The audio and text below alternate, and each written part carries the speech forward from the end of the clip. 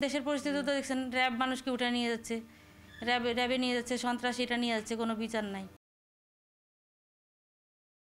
১৭ April মধ্যরাতে বনানী থেকে গাড়ি চালক সহ নিখোঁজ হওয়ার পর সাংবাদিকদের সাথে কয়েক দফা কথা বলেছেন ইলিয়াস আলীর স্ত্রী। তখন স্বামী নিখোঁজ হওয়ার পেছনে পরোক্ষভাবে সরকার বা আইনশৃঙ্খলা বাহিনীকে দায়ী করে আসছিলেন তিনি।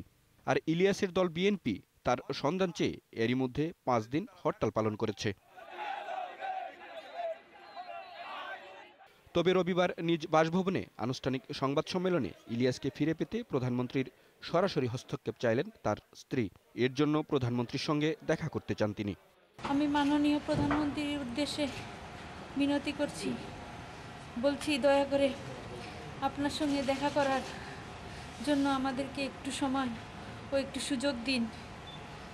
দয়া করে যে কোনো মূল্যে ইলিয়াস আলীকে উদ্ধার করে দিন।